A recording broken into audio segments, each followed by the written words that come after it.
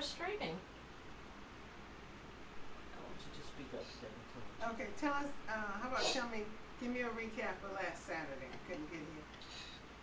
Sure. So last Saturday, I just started off sharing some experiences I had over the past week or so from that last Saturday, involving uh, me remembering experiences I had in the other realm, quote unquote, where I was helping people who had recently, or not so recently, transitioned, um, and what that was like, and what I thought it meant that I was having those experiences. Um, it also was interesting because Raina said she had a similar experience over roughly that same time period. And in the week since then, this past week, I have heard that a couple of my girlfriend's friends, or one of them in particular, had experience that was similar as well, where she was speaking to somebody who had passed. Um, so it just, I believe, related to the energy of that time period over the last couple of weeks, last few weeks, and how it sort of gave us more clarity and more awareness of what we do when we sleep, and what we will do when we transition, when we are on the other side of that which men call death. um, so that's what we talked about, and the conversation just led from there. But I also recommended a book called The Astral World. It's Scenes, Dwellers, and Phenomena.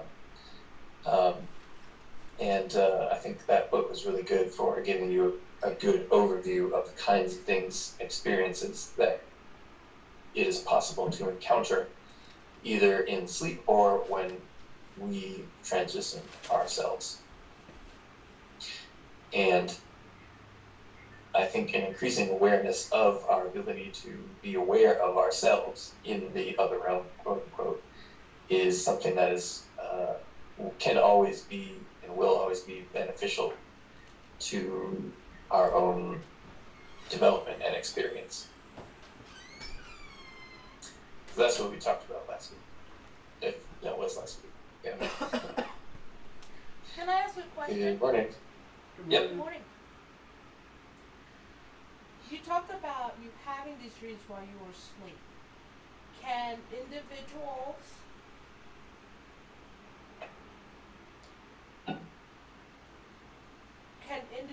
have that and be awake? Can they have that same experience while they're what we call awake throughout the day? Yes, absolutely. And is that because the worlds are never separate? They're always intermingled. Yes. There's what you do when you sleep versus deep meditation are very similar. And a mark of advanced spiritual development is to be in that whenever you want. So imagine that you are awake, quote unquote, whatever that means, and you can be in the same state that you were when you were in deep sleep, like that, when you choose to, or when you feel the need to be, without having to go through the process of feeling like you're falling asleep. You can be aware of these things simultaneously, so that while you are awake, you still have awareness of those things that are in the other realm, quote unquote, just as you have awareness of the things that are in this realm. And all of that has to do with perception and the difference between why you perceive what you perceive now versus why you perceive what you perceive when you are asleep. There is no separation in reality. There's only our current capacity to be aware of what this reality is and how all these things are connected. So when we go through the process of falling asleep, it's like we're following sort of an unconscious sort of checklist that we need to go through in order to arrive at a particular state or awareness, a place or plane of consciousness. And when you begin to understand and sort of proactively explore that experience yourself while you're in a waking state, you can get to the checklist much quickly. You can understand what that checklist is, and you can merge the two seemingly separate states, awake and asleep, so that you have similar awareness all the time. And it's not necessarily that we are supposed to try and accomplish that. It's more so something that does happen the more we go through the natural process of spiritual development. Although you certainly can try and accelerate that process. But of course that comes with its own difficulties.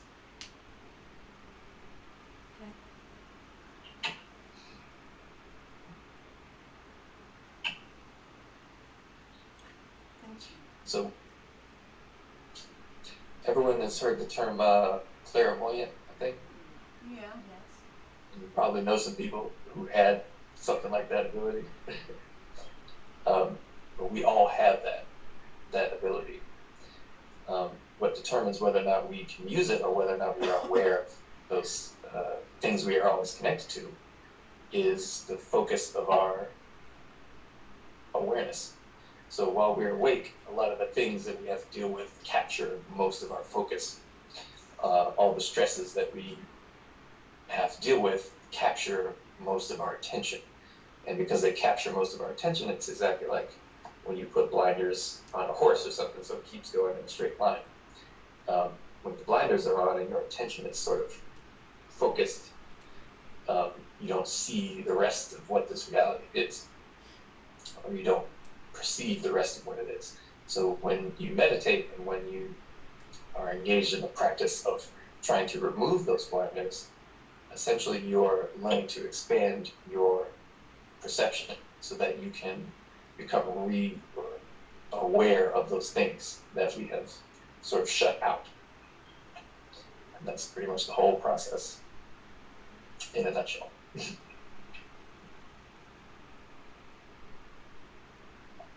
So when you hear about people who are clairvoyant in various ways that people can be, it's because either they were born with a different set of experiences or they already have advanced in a certain way the ability to be aware of those things. But that is something that we all are capable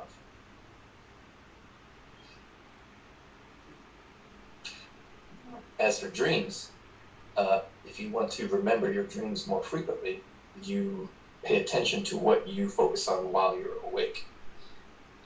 Because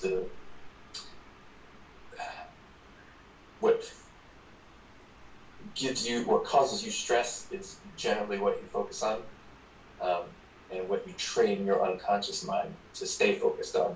So, if, for example, we're super stressed out, which is completely normal, unfortunately, when you sleep, it's as if you've trained yourself to stay focused on this physical material experience, so that even when you're asleep and in the other realm, while you're there, you remember it, but when you wake up, it's instantly gone because we have sort of taught ourselves to ignore all of that.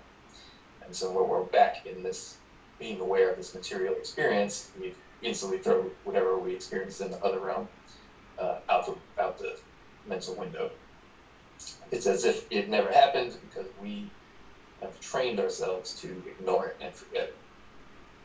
And you have to unlearn what you taught yourself to do in order to remember what happens in the other realm, in order to expand your capacity to be aware of what is present now, at all times.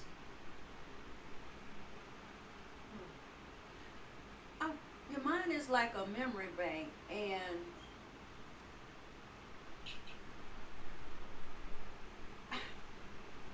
Never mind.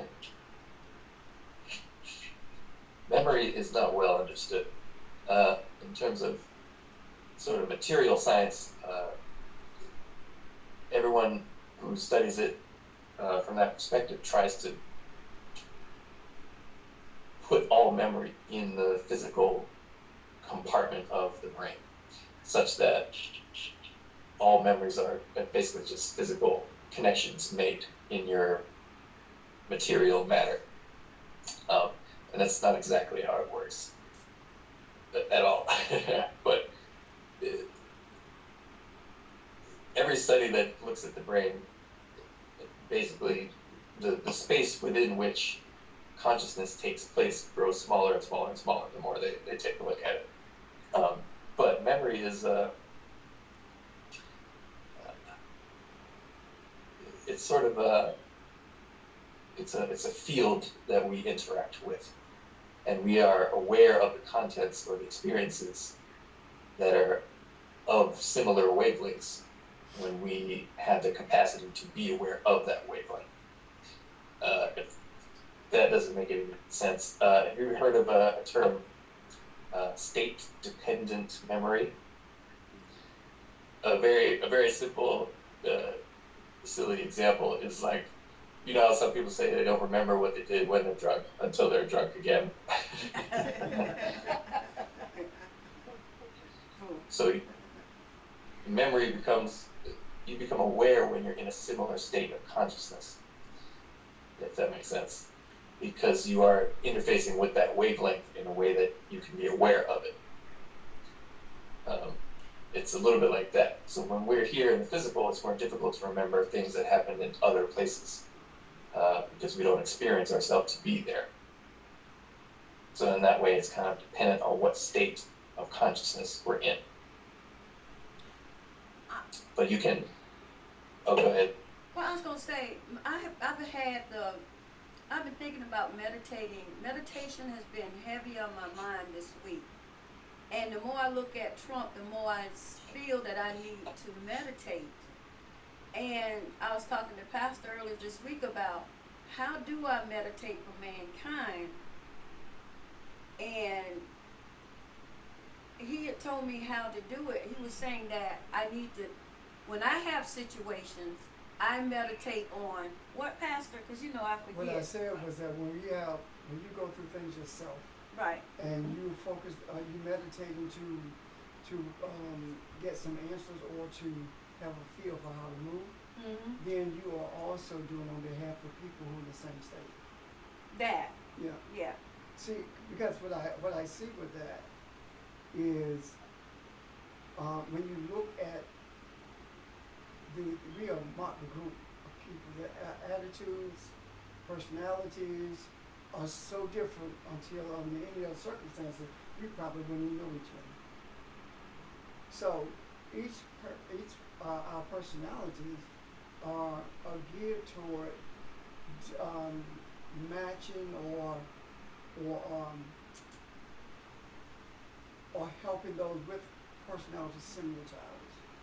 okay, People who, you don't go through anything that someone else doesn't go through. You don't deal with anything that someone else doesn't deal with. It doesn't matter what it is. So as we do these things, deal with these things, we're just not dealing with for ourselves. Because how can you deal with something for yourself only when we're connected to everything? It's impossible. okay. So that's what I'm talking about. That's kind of resonant with me, because she's vibrating at a certain, whatever is happening, her vibrations are at a certain level. And if everybody else has those same or similar things going on, they're vibrating very similarly Right. to each other. And at the same time, different. Because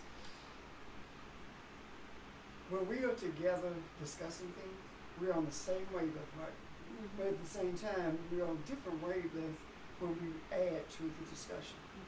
It's coming in at a different frequency. Okay. I wanted to ask also, have you read the study about the heart having a brain? the heart has same cells in it that the brain does. And the neurons that's in the heart are the same as the neurons in the brain. And it has been proven that it is possible to think with your heart. And even the scientists say when you think with your heart, you are in another dimension.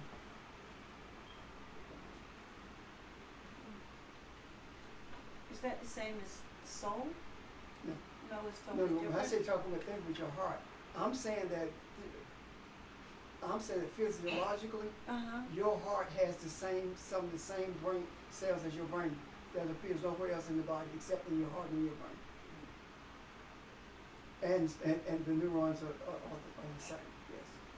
That's what I'm saying. So there is something to think about when you say heartfelt memory, or that's what I feel in my heart, because it's a different process. I bet your heart needs you instead of your brain or something like that. Yeah, when the heart thoughts are more of a feel than actually are a pondering as we do with our mind. Have you read that study yet? Yes, yeah. I've heard about it. Yeah. And that's it's similar to there are more and more studies coming out about how your gut bacteria affects the way you think and how you feel. But it's similar to that area of your body. There is a type of thinking that happens there as well. And it's different than, the brain of the cell is the mitochondria, but it's different than that when we talk about the brain and the heart. I mean, it's literally the same cells that's in your brain, that's in the heart. So this whole, I think what's happening is that we are actually getting back to the state where we are one with nature, where we're connected to everything with the earth again. All that went out of the window with intellect, and now we're getting back to the basics of communicating with ancestors, or understanding what was meant when they say speak from the heart, as opposed to the head. This is a literal truth, as opposed to some kind of metaphor. It's literally true that you can speak from your heart. And I can experience that when I think I know for me, when I'm teaching and I get in that zone, it's not, I don't be thinking like processing anymore. It just flows from the center of me. You understand what I'm trying to say? Yeah. So I think it's something to look at. I mean, let me share this with you. You remember when I shared with you all that Robert had drawn, Monica's son had drawn this thing on the paper 4 years old. And then she asked him what was it. And then when it came, this National Geographic had the black hole on TV and was talking about Einstein. He said, "Shh, Mommy, this is it. That's it. That's going to bring balance to the earth." And last week, for the first time, something came out with black hole light. So I wonder if that's a connection. Because it is my belief that we are closer to balance than we know. And I believe that everything that I'm hearing Nick talk about that I read in the book, same thing that Jesus and all the other prophets did. It's no different. Exact same thing. The difference is that we move so far away from it because of religion.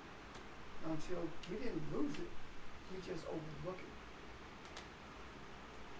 Because if you lost it, where do you go find it? It's there. You just overlook it.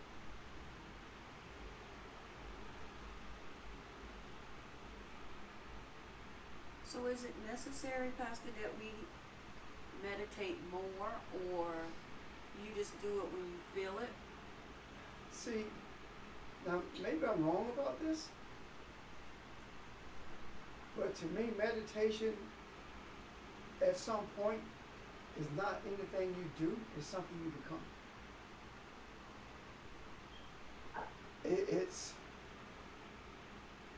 you can train yourself to live in a state of meditation Okay. continuously, which means that you are constantly in. When Jesus said that, spoke about being in the world but not of it, that's a constant state of meditation. We have taken the concept of meditation and made it an art as opposed to a life. Okay. You know, it's not, well, I can meditate, but you can't. This is what you need to do to meditate. Everybody has the capacity to meditate. The question is whether you have the desire. I've had it this week Yeah, where so- I needed to do it. I mean, that what, or become it, as you say You now. don't need to meditate. You know what you need to do? What? Be still. But when I'm having this, and I hear You you. hear what I'm saying now? When I say be still. When we talk about meditation, we talk about shutting everything out, right? Mm-hmm. And being still and focused. How come you can't do that in a state when you're in the midst of everybody? You can. You can. And it happens all the time. What is meditation?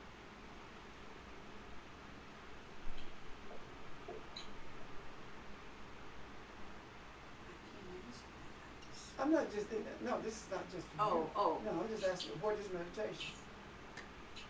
I think of it as a constant conversation with the universe. I don't know if that makes any sense, but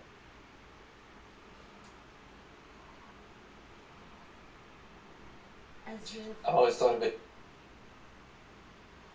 thought of it as a focus of awareness, and where you put your awareness, and what you focus on. And I thought of it as a state of having things revealed to you from the other realm, about this realm. And I believe that you can train your subconsciousness to be in a state of meditation constantly. And what I mean by that is you don't have to shut everything out in order for something to be revealed to you. You could be riding on the highway, or you could be cooking, and revelation comes.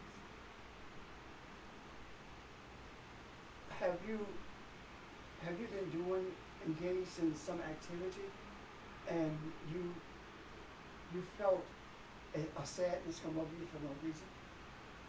So where did it Yeah. come from? How is it that we're Nick is talking about clairvoyance, right? Mm-hmm. That's it's revealed to something, isn't it? Yeah. But do you have to shut everything out to have things revealed to you all the time? No. No.